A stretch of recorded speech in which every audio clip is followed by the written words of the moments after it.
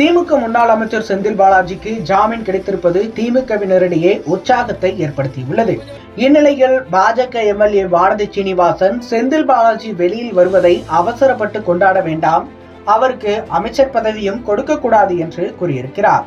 ஊழல் வழக்கில் சிறையிலிருந்து திமுக முன்னாள் அமைச்சர் செந்தில் பாலாஜிக்கு உச்சநீதிமன்றம் ஜாமீன் வழங்கி உத்தரவிட்டுள்ளது. இது அரசியல் களத்தில் பரபரப்பை ஏற்படுத்தியுள்ளது. முக்கியமாக செந்தில் பாலாஜி வருகை கொங்கு அரசியல் களத்தில் திமுகவுக்கு கூடுதல் பலத்தை உருவாக்கும் என்று அந்த கட்சியினர் நம்பிக்கை தெரிவிக்கின்றனர். செந்தில் பாலாஜிக்காக முதலமைச்சர் மு.க.ஸ்டாலின் நெகிழ்ச்சியான ஒரு பதிவை சமூக வலைதளங்களிலும் வெளியிட்டிருக்கிறார். இதற்கு எதிர்க்கட்சிகள் எதிர்ப்பு தெரிவித்து வருகின்றனர். விரைவில் செந்தில் பாலாஜி அமைச்சராவதற்கான வாய்ப்புகள் இருப்பதாக கூறப்படும் நிலையில் அதற்கும் எதிர்க்கட்சிகள் எதிர்ப்பு தெரிவிக்கின்றனர். அந்த வகையில் பாஜக தேசிய மகளிர் அணி தலைவரும் கோவை தெற்கு தொகுதி எம்எல்ஏவுமான வானதி சீனிவாசன் செந்தில் பாலாஜி வருகை குறித்து முதலமைச்சர் வெளியிட்ட பதிவை கடுமையாக விமர்சித்திருந்தார். இந்த விவகாரம் தொடர்பாக அவரும் ஒரு அறிக்கை வெளியிட்டுள்ளார். அதில் வானதி சீனிவாசன் கூறியிருப்பதாவது: கடந்த 2011-2016 அதிமுக ஆட்சியில் போக்குவரத்து துறை அமைச்சராக இருந்த செந்தில் பாலாஜி அரசு போக்குவரத்து கழகங்களில் ஓட்டுநர், நடத்துனர் உள்ளிட்ட அரசு வேலைகளை வாங்கி தருவதாக கூறி பண மோசடி செய்ததாக குற்றம் சாட்டப்பட்டது.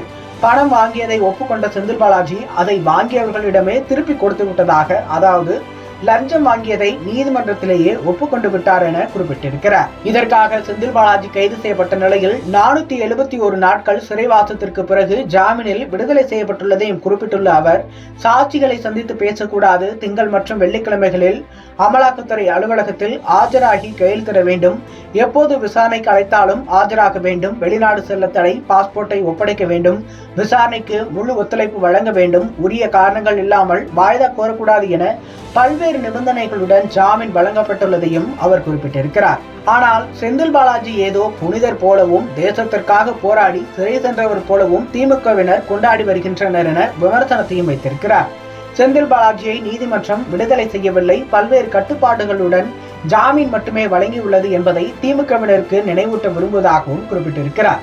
செந்தில் பாலாஜி மீது ஊழல் குற்றச்சாட்டை சுமத்தியதே திமுக தான். ஆனால் அவர் திமுகவில் இணைந்ததும் புனிதராகிவிட்டார்.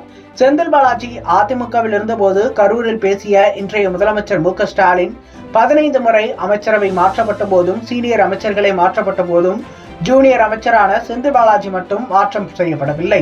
அந்த அளவிற்கு முக்கியம் வாய்ந்த அமைச்சர் செந்தில் பாலாஜி என்றும் விமர்சனம் செய்திருக்கிறார். இதே போல எமர்ஜென்சி காலத்தில் கூட இவ்வளவு நாட்கள் சிறை வாழ்க்கை கிடையாது. அரசியல் சதி செயல்கள் 15 மாதங்கள் தொடர்ந்தன.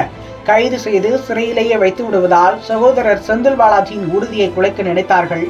முன்னிலும் உரம்பற்றவராய் சிறையிலிருந்து வெளியே வரும் சகோதரர் செந்தில் பாலாஜி வருகை என வரவேற்கிறேன். உன் தியாகம் பெரிது, உறுதி அதனை விட பெரிது என்று முதலமைச்சர் மு.க.ஸ்டாலின் பதிவிட்டிருந்தார். அதனை விமர்சனம் செய்தே வானதி சீனிவாசன் இப்படி ஒரு பதிவையும் வெளியிட்டிருக்கிறார். மேலும் முரண்பாடுகளின் மொத்த உருவம் முதலமைச்சர் மு.க.ஸ்டாலின் என்பதை ஒவ்வொரு விஷயத்திலும் அவரை நிரூபித்துக் கொண்டிருக்கிறார். ஊழல் குற்றவாளியை அரசு வேலை வாங்கி தருவதாக லஞ்சம் வாங்கியதை ஒப்புக்கொண்ட ஒருவரை கொண்டாடுவதற்கு வெட்கப்பட வேண்டும். உச்சநீதிமன்றம் பல்வேறு நிபந்தனைகள் விதித்திருப்பதால் செந்தில் பாலாஜியை மீண்டும் அமைச்சராக்க கூடாது என்றும் வானதி சீனிவாசன் தனது பதிவில் குறிப்பிட்டிருக்கிறார்.